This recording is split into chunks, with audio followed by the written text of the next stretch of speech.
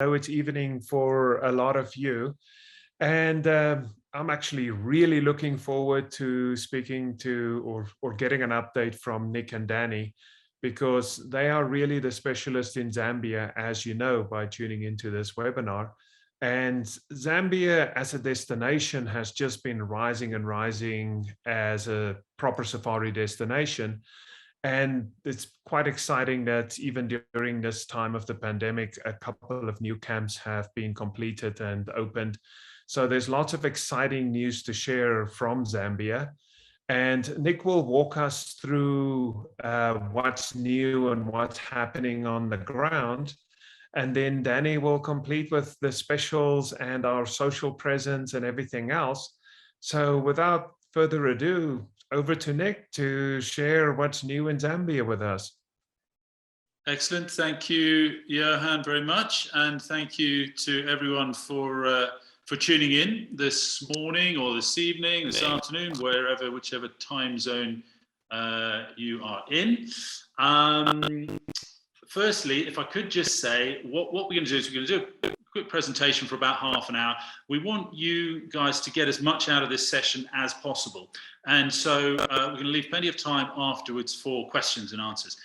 So please use the Q&A function that you should see on your screen and just type in any questions that you may want answered or addressed during the presentation. And then we'll come to those afterwards, and we can have a little bit of backwards and forth. So please do use the Q&A section, and we'll talk about subjects afterwards. So we're off then, and there's a picture of myself and Danny, but you can see us live anyway. So we're going to be hosting for the next half an hour. And just in case you have tuned into the wrong webinar, we're going to be talking about Zambia. And if you can't put Zambia on a map of Africa, hopefully you will be able to after studying this slide for a moment or two, if it's necessary. But that's where we're located, and that's what we are going to be talking about. Access and domestic flights have changed somewhat in the last couple of years with the pandemic. So I just wanted to touch on how you're going to get clients into Zambia and around the country. So the dotted lines on this schematic map represent the international routes in and out of Zambia. So Lusaka is now serviced by Qatar, which is the latest addition, by Ethiopian and Kenyan Airways, and also Emirates from Dubai. A shout out to Ethiopian Airlines, who have kept the borders of Zambia open actually for the last 2 years. They really have been stalwarts. They've not cancelled any of their flights, and early on in the pandemic they were pretty much the only airline flying in and out. So thanks to Ethiopian. From Lusaka, if you're going to be bringing clients in from South Africa, from Johannesburg, a lot of people will choose to route, and now there's a new North America direct into Cape Town flight. So more people will be routing up from South Africa. You've got a choice to come from Johannesburg either into Livingston or straight up to Lusaka. ProFlight, Airlink are servicing that route into Lusaka, as are South African Airways, if we're ready to get back on board with them. I'm not too sure. The jury's out. And also, you'll notice down there we've added Zambia Airways, which is a new development for Zambia. It's a new national airline which got into the skies in November last year, so it really is quite new. To be very honest with you, as a company, Zambian Ground Handlers, we haven't started booking passengers onto their flights just yet. I have a meeting scheduled with them tomorrow morning with a view to seeing how that relationship will unfold. But certainly they are a new addition to the skies over Zambia. They're currently only running domestic routes between Lusaka and Livingston, and Lusaka and Ndola, and the Ndola route is not a tourism route, so we're not so interested in that. So they're starting small, but they will be they're backed by Ethiopian Airways, so they will be a force in the future. So we'll monitor that for you and keep you posted on how that pans out. The domestic flights are as they always have been. The direct Lower Zambezi to Livingston flights are not being operated by by ProFlight this year. There wasn't enough demand on those, and their scheduled flights in and out of Mfui and between Lusaka and Livingston are fairly reduced compared to what we are used to, but they equally are waiting to see how the flights fill up, and we'll put on more flights on demand. So again, we'll watch that one develop over the coming months. Now, moving on from that, I don't want to waste too much of your time, but Danny, as she will show you later, is a bit of a star at putting together videos, and she's put one together, a short video just to introduce Zambia to you. So I want to show you that now, and hopefully you will enjoy.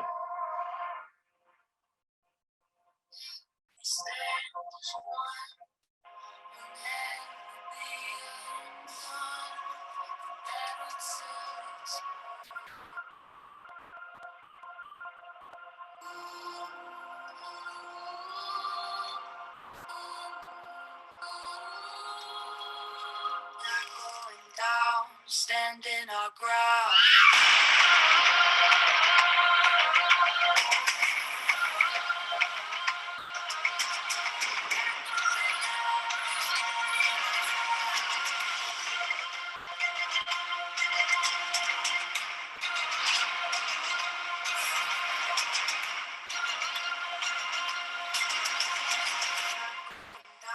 Standing our ground.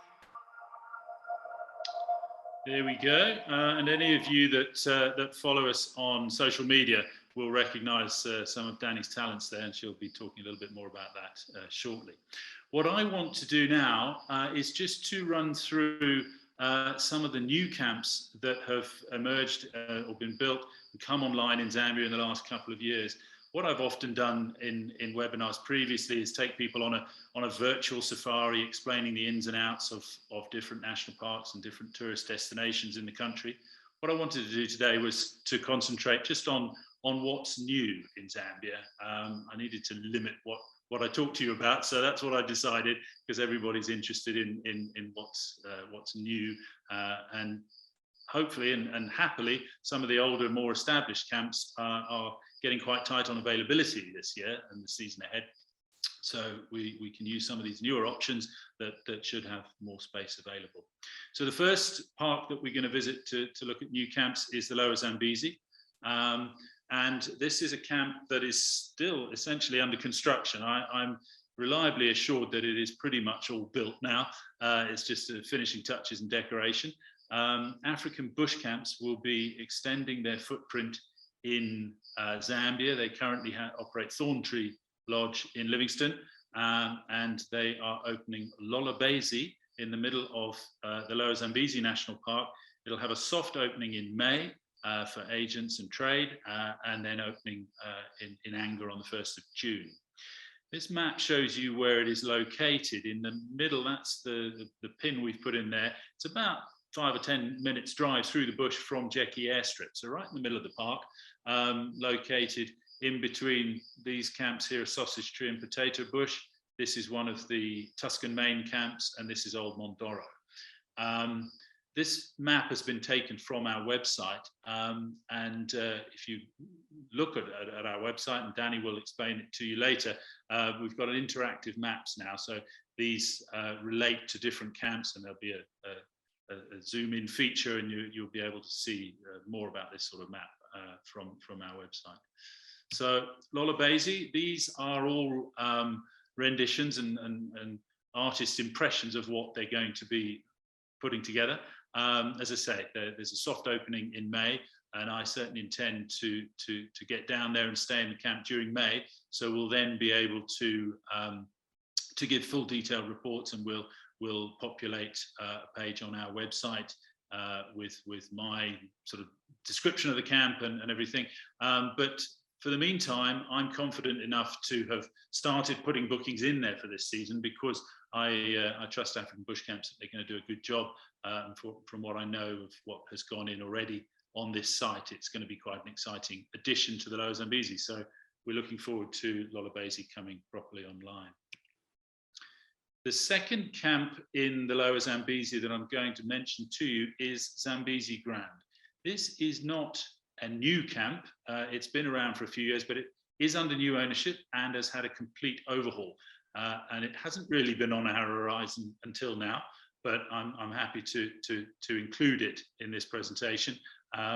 It's located outside the park here to the west.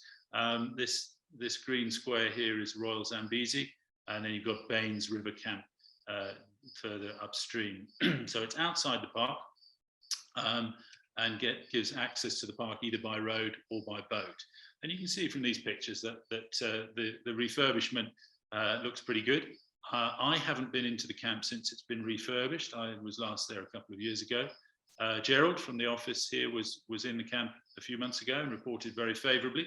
And myself and hopefully Danny as well, and a couple of the other team members do plan to get in there as soon as we can. And again, we'll be able to furnish you with more details about Zambezi Grind. But that's outside the park, and for slightly more, not necessarily budget orientated trips, but some of the camps in the middle of the Lower Zambezi are getting quite expensive, so good options to the west of the park. That concludes Lower Zambezi, and I want to take you now up to the South Luangwa and see what's been going on there. Sungani Camp and its sister Bush Camp have been under construction for a couple of years now, so we're very excited to get in and have a look there. The camp is fully built and furnished and ready to open at the beginning of the season ahead. The two camps, Sungani and Kulandila, which is a 4-roomed bush camp close by, are located down in the southern area of the South Luangwa, and this is the concession where Wilderness Safaris operated their camps some years ago now, since they pulled out, but that's where Wilderness were. These red camps in this section here, these are the Bush Camp Company camps, and Kafunta Safaris have 2 bush camps down in this area as well. So that's just to put it all into geographical perspective. This is the main entrance to the park and the central Mfui area up here. You can see the pictures of Sungani, very well appointed, very stylish camp. You're pretty much on your own when you're down in that part of the park. It is quite remote. It'd be a long 4 or 5 hour drive from Mfui Airport. So they have included air transfers from Mfui Airport in the cost of the lodge. So that's how guests would come and go. And because it's a high-end offering, I would imagine when we're including it in itineraries, we would probably choose to charter clients direct from their airstrip in or from the Lower Zambezi.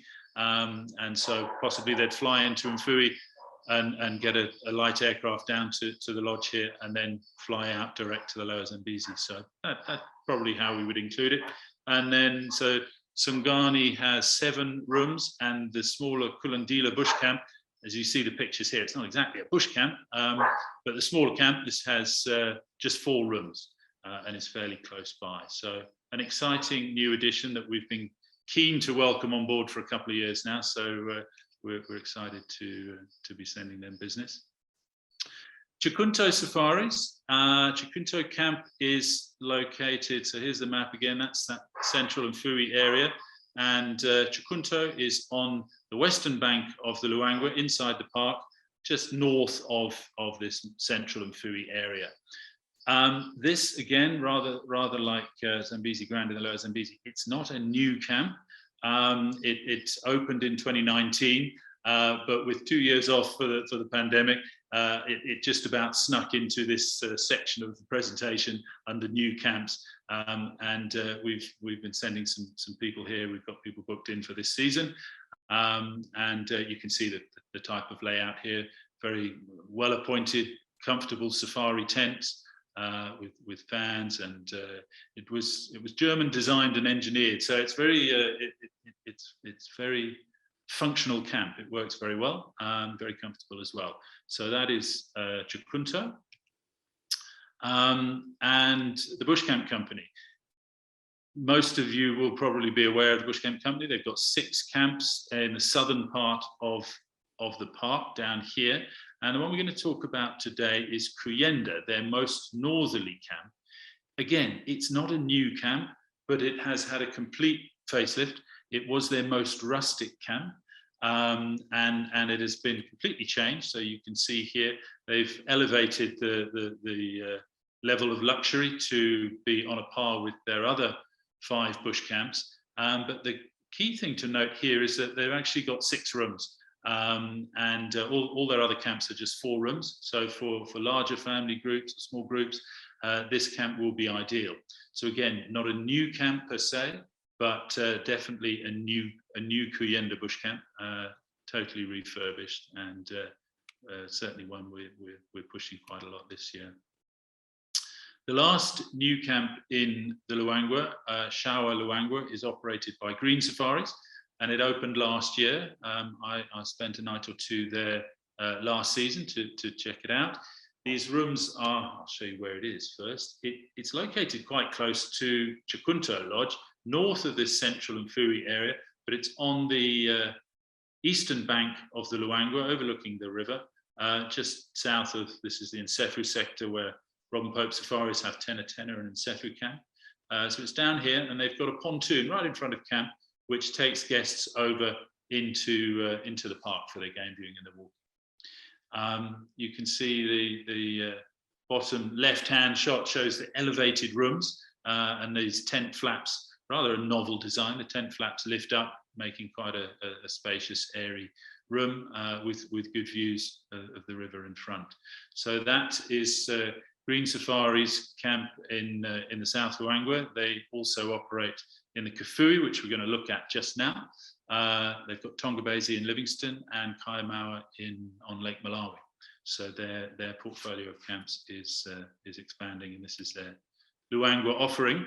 We'll go and look now at what they've done in the Kafui National Park. So Chisa Busanga, as I say, opened last year, and it's these, again, very novel bird's nest style rooms. The map here on the right is the whole of the Kafui National Park, just to give you perspective, but we've put the camp in here. It's up in the northern sector in the Busanga Plains. You've got the 2 wilderness safaris camps, Shumba and Busanga Bush Camp. Jeffreys and McKeith have their plains camp at the bottom of the Busanga Plains, and then Mukambi have a camp on the plains as well. So there's only these 5 camps on the plains, and you know, availability is often quite difficult. So having an extra camp up on the Busanga Plains is a good feature. And the rooms you can see here, they're really very different from anything you've stayed in before. I went there with a very open mind, and I loved them. I thought they were excellent. Actually, you really get a feeling of being in the canopy, up in the trees, and so yeah, very excited to be able to offer Chisa Busanga as the new Green Safaris camp in the Busanga Plains in northern Kafui. That brings me to the end of my little list of what's new. I'm now going to hand you over to Danny, and she's going to talk to you a little bit about our website and specials and bits and bobs like that. And I'll be back to you after Danny, and we'll do some question and answers. So look forward to that. And here is Danny in the hot seat. Hi everyone. Thanks, Nick. Sorry, I'm just scooting in here. Thank you for showing us new camps. And I'm just going to touch on our website and all the new features that are on there, starting with our 2022 specials. So what's amazing is when you book with Zambian ground handlers, we will always try give you the best costing. So we will work with whatever specials there are. And also we have our finger on the pulse. So anything that's happening in Zambia, we know about. So we have all the specials and we make them readily available to everyone. This is just what it looks like on our website. And if you check it out now, you will see there's just pages of great specials that are available for this year. Going on to social media marketing, what I have found to be absolutely amazing is the reel feature on Instagram. So a couple of our reels and our videos have gone quite viral. One of them reached 1.5 million views, which was incredible. It's a great tool to market Zambian tourism and also to gain a few more followers. I will actually drop in the chat box a link to our Dropbox. I've put a couple of our TikTok videos, a couple of our Reel videos, and a couple of our YouTube videos, which I'm happy to share with everyone if you would like to repost. I've also made mention of which operators are in the videos. So you can always credit them if you would like to reshare them and boost Zambian tourism on your page. A few travel shows that we are attending are our Africa travel, which is in the last 2 weeks of March. It's a virtual one that we will be on. We are Africa in May, and Nick will be in London at Experience Africa in June. A couple of COVID-19 updates on our site. Negative PCR tests are required no longer than 72 hours before departure of your country of origin to get into Zambia. There are new airport testings with 1 hour turnaround time for $100, which is at the Kenneth Kaunda International Airport. And our latest COVID figures, as of yesterday, currently hospitalized are 32 people, which 90% are unvaccinated. So at the moment, we are quite safe and everyone seems to be pretty healthy. Here's just a walkthrough of our website. So we've designed it to be a one-stop shop for Zambia, with a meet the team, who we are, how we work, and who we are affiliated with. On our website, we have a destinations tab, which just shows all the destinations that we sell in Zambia, all of the camps in that destination and the operators that we work with, and obviously each camp page under the operators. For example, this is Kukuli. Nick actually, as he spoke about it earlier, all the write-ups on our website, he has written himself from personal experience. So it's all from a very personal point of view.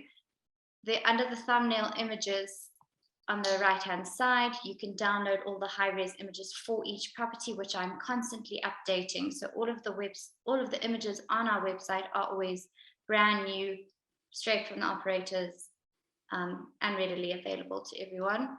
There's the high-res button at the top, which is the downloadable button.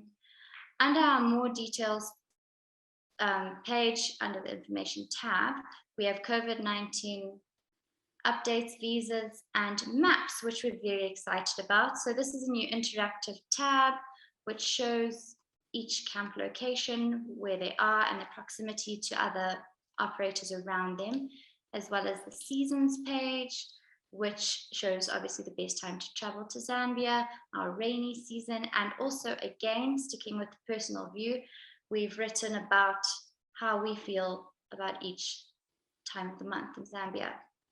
There's also money, health, what to pack, and terms and conditions with a downloadable PDF. A new feature we've added is an availability feature, which has our username and password by the login. When you click on this, all camps that work with Res Request are featured on there. If you just tick the camps that you would like and the dates that you would require, you're able to check availability, which works perfectly, especially for all those based in the States with the time difference. If you send us an email and we're not at our desk, you can easily check online on our availability, see that, for example, Mr. Kessie has availability on the 4th and 5th of July. Drop us an email, say you've seen this online, can we hold space? We'll go ahead and do that for you. With the 12-hour, even sometimes more longer hour difference, this is just a lot easier and just makes it so much quicker to get quotes done. And that is all for me. Thank you. Thank you so much, guys. I mean, that was such a wonderful update, and glad to be, sort of seeing what's new in Zambia. Couple of questions that came in. One was the video that you showed and other videos, if they are available, for anyone to promote Zambia, and if they can also be white labeled. I would say contact Danny. She's got all of that information. Yeah. I'm actually sending that right now. I'm dropping it in the chat box. Fantastic. For anyone that would like to download those videos. Great. And another question that came in, and hopefully we're seeing the end of this, the whole pandemic, questions around COVID testing, vaccination. There's a question about whether Zambia are expected to follow the lead of Botswana and others to drop the PCR requirements if you're fully vaccinated for arrival in the country. If you've perhaps heard any speculation about that. And then also a second question about remote PCR testing, away from, let's say, the main airport in Lusaka, if that is available in Livingston and other areas as well. Yeah, Johan, if I answer that first question first, yeah, we very much hope that Zambia will reduce or take away the requirement to have a negative PCR test for arrival in the country. I met with someone very influential in that regard to talk about that and other things just a week or so ago. I am led to believe that and I know for a fact that there are lots of hoops that one has to jump through in a country like Zambia when you want to make a policy change. But the tourism industry has started its appeal to the authorities, requesting that we ease up on travel restrictions, following the lead of Botswana, as you say, and other countries in Europe and elsewhere, India, I believe, as well. So we certainly hope that is, I mean, we're sure it's going to be the case before too long, but exactly when, I can't shed any light on that right now. We've still got a couple of months to go before the main season kicks in. So I would hope that by the time the numbers really start picking up, that it will be even easier than it is now. At the moment, as Danny mentioned, you need to have a negative test that was taken no more than 72 hours before you leave home, your country of origin. So it's fairly lenient, but we would like to see that dropped. And the second question, I think, was about remote COVID testing. So Danny mentioned Lusaka Airport, the new ministry facility there that is turning around PCR tests with an hour's notice. So that's very useful for passengers connecting out who need to have a test. There is a facility in Mfui Airport. They took it away over the rainy season, but I'm led to believe that they are returning this weekend. So from this weekend forward, you'll be able to be tested in Mfui if you're going from there on to Malawi, or coming to Lusaka for a tight connection in Lusaka that doesn't allow you time to get that quick 1 hour turnaround test. Outside of that, if you want testing in Lower Zambezi for whatever reason, Livingston is easy enough. Lower Zambezi not so easy, but we can arrange it. It's nothing we can't do, but sometimes it's quite expensive.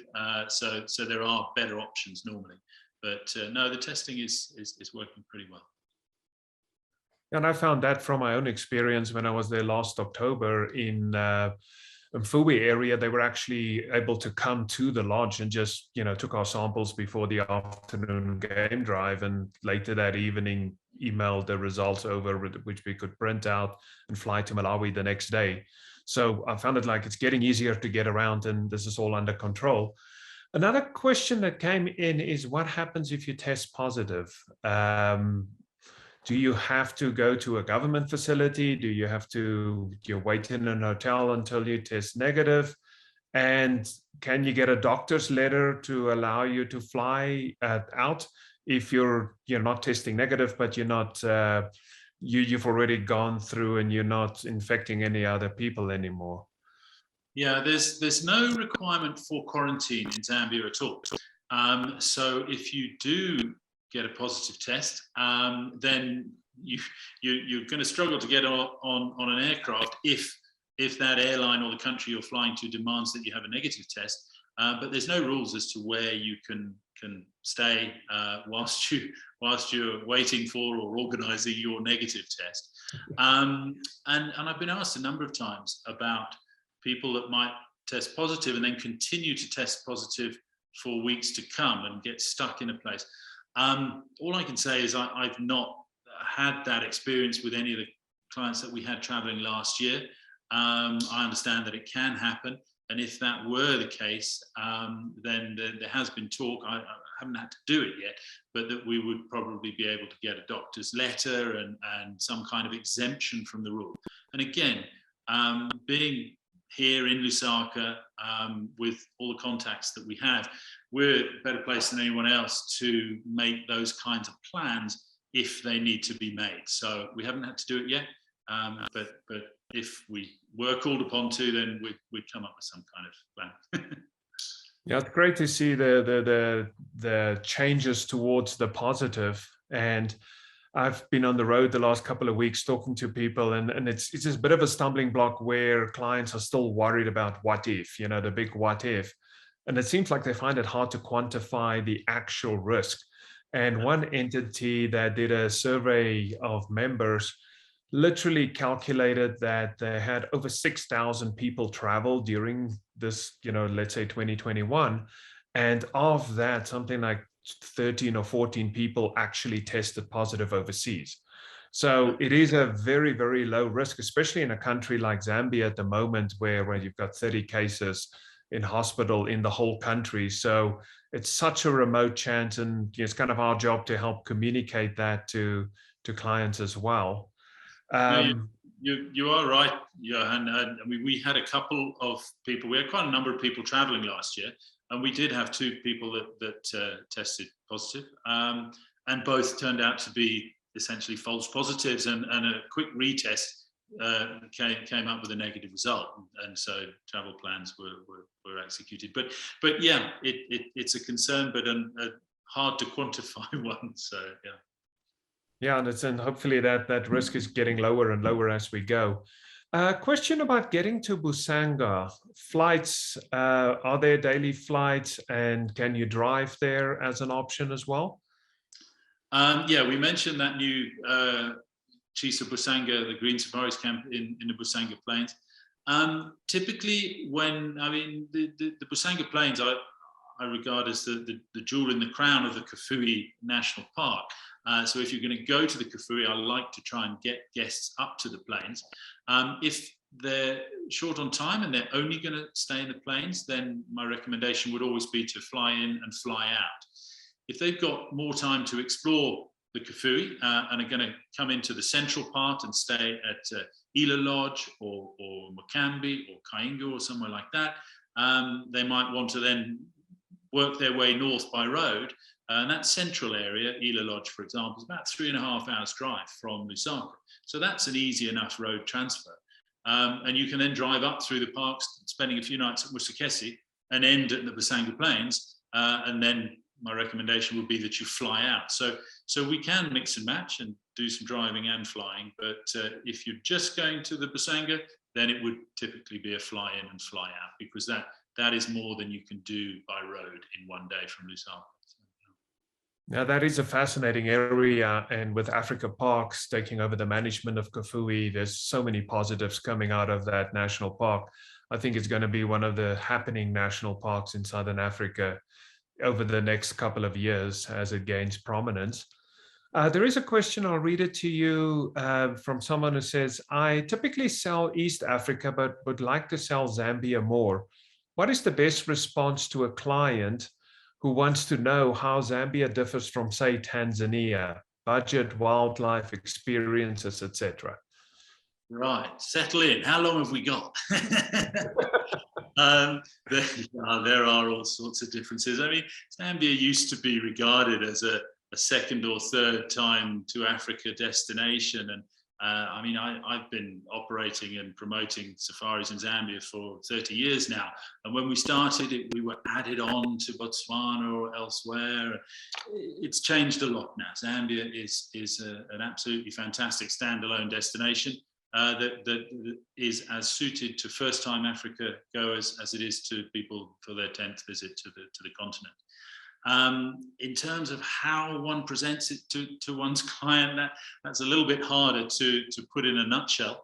I think possibly the single best word that I could throw in here would be authentic. A safari experience in Zambia is an authentic safari. It used to be quite rustic. That's no longer the case. Our best camps stand up with the best against the best camps in Botswana and in South Africa. So there's a lot of luxury available. Walking safaris are possible, but they're not the be all and end all. You don't have to spend all your time on foot, but you are able to go out and explore the bush on foot. Variety of habitats, quantity of game, all sorts of things that I really could bang on and on about, but I'll try not to. But if you've got clients that you want to try and turn on to Zambia, you drop me an email and I'll give you all the ammunition. It's easily done. Yeah, no, I think it is definitely one of the countries that really blend authenticity and value as well. I mean, yes, you have a range of luxury offerings as well, but even compared to some other areas, it's still very, very good value that you get on safari, and you get the real deal with all that diversity as it is. A question about current pro-flight schedules. Are they back up to what it was pre-COVID, or are we expect that to happen as we go into the season now? Yeah, they're running their off-season schedule at the moment, which is pretty limited. Their peak season schedule, which comes into play in a couple of months' time, is also a lot more limited than we have come to expect over the years. And that is really, I think, is quite understandable. What ProFlight don't want to do, and they've never wanted to do, is to put schedules on and then withdraw them at the last minute because there wasn't enough interest. If they put a schedule on and one person books on it, they will fly that schedule. But they are being pragmatic about how many flights they're putting on. Obviously, it was hard to tell, and still is a little hard to tell exactly what levels of tourists we're going to be experiencing here in Zambia this year. At the moment, everything looks good, and all the postponements are coming to fruition, and new inquiries are actually flooding in at the moment, which is very exciting. And ProFlight have suggested that they will increase the number of flights that they're offering if demand insists that they do. So it is an open book at the moment, and we can watch it evolve. It is certainly what we've got to play with at the moment is reduced compared to what we would normally have in the peak season. But that's another advantage of using a company like Zambian Ground Handlers to put your itineraries together, because we'll always come up with an option, or at least the best available option, be it a charter or rerouting of the same itinerary or something like that. So we work around it, and there may well be more flights added to their schedule in the coming months.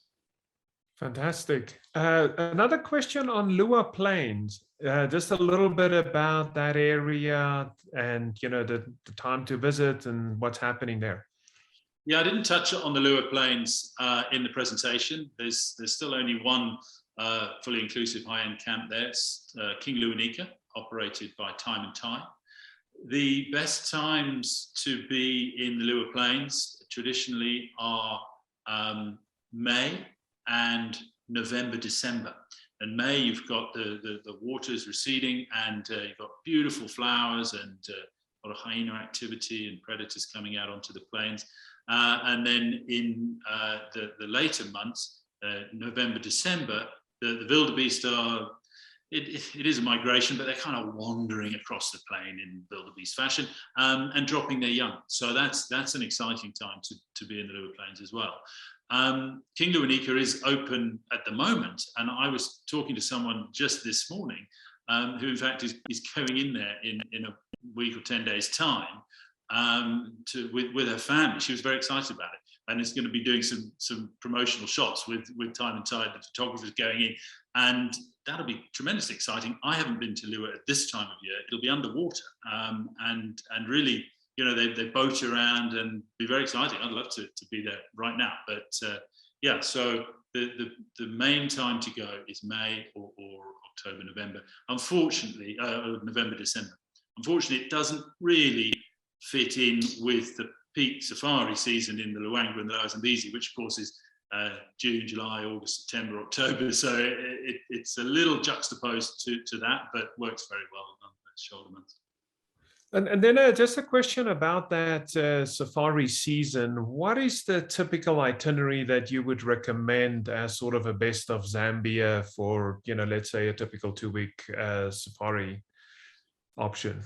Well, I mean, we've talked a bit about the Kafue National Park today. That's probably, at the moment, and for the last year or so, would be placed in third position behind the South Luangwa and the Lower Zambezi in terms of popularity for inclusion in a Zambian safari itinerary.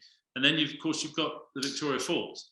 And if your clients haven't visited the Vic Falls before, then you'd be best placed to throw a couple of nights down in the Livingston area so they can see the falls and enjoy all the activities available down there.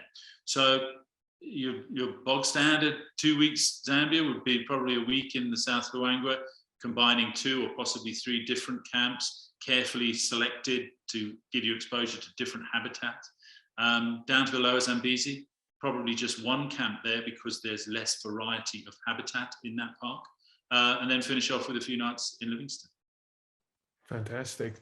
Last COVID question was exit requirements from Lusaka. Like if you're carrying on, going back home, going to South Africa as it is, can you fly out on a rapid test, like the ones that you do on a Zoom call, if that's required by your destination, like for instance, coming back to the US? Or is there also a Zambian requirement for a specific like PCR test on leaving? Because some African countries differ on that. Yeah, there's no requirement from Zambia's perspective to do anything in order to leave the country, other than that you must adhere to the guidelines laid down by the airline you're flying with, and that is normally governed by the country you're flying to. So those are the 2 requirements you need to meet: the airline you're flying with and the country you're destined to arrive at. In terms of rapid tests, there's not really any of those available in Zambia. So you would, if you needed any kind of test to get into your country of destination, then you'd end up leaving Zambia with a PCR test, and that we would obviously arrange. And as we said before, it's available at Lusaka Airport. Easy. Or if it's okay with your airline, and for instance, coming back to the US, I've done it about 3 or 4 times where you use the rapid test that you kind of do a Zoom link and they supervise it, see you taking the test and the result, and then it shows up on your app to show at the airport. So that would be an option for people as well, that they just need to require the test before actually coming to the country. Another question that came in is, can you villagers experience culture with a Zambian safari? Yes, absolutely. The best area for that kind of cultural interaction would probably be the South Luangwa, because there are villages on the outskirts of the park, and some of the camps that one stays at are fairly close. And yes, that can be arranged. There's a lot of work in giving back from all of the safari operators in Zambia, and so there are various different projects that you can get exposure to, largely in the Luangwa. The Lower Zambezi less so, just because of the geography of the valley there. You tend to stay in camps that are geographically quite removed from the villages that inhabit the valley. They tend to be further upstream. And Livingston, there's all sorts of cultural interaction experiences and things that you can get involved with in Livingston. But my recommendation, if people are interested in that, would be to that we put something together during the Luangwa part of their itinerary. Yeah, and when I was there last October, I actually saw a community game drive as we were on our way out to the airport. So yeah, everyone there does a lot with the communities, and having everyone buy into conservation. And that brings us to the end of the questions that I could see here in the Q&A box. I think we're also going on about 47 minutes. So thank you so much for joining us today. And thank you so much, Nick and Danny, for bringing us up to date with what's going on in Zambia. As you can see, there's a fantastic website with almost every detail you will ever need. Love the online availability as well. And then, of course, we've got a whole team on standby, and, we can make it work. We can figure out, as Nick said, how to deal with anything that comes up and find the right space for your clients between all the different camps, and can really be your one-stop shop for anything in Zambia, and spilling over a little bit into Malawi there as well. So Thank you, guys. I really appreciate it. Excellent. Well, thank you, Johan, for helping to host today's webinar, and thank you to everyone that's tuned in. You will be sent a link to a recording of this if you want to show it to any of your team members or go over anything again. And please just drop Danny or myself or Johan an email if there's any clarification or anything at all that you need in Zambia. Then we're simply here to help. So thanks, Johan. Thanks to everyone that tuned in, and we'll see you in Zambia. Perfect. All Thanks, right. everyone. Thanks, Bye. everyone.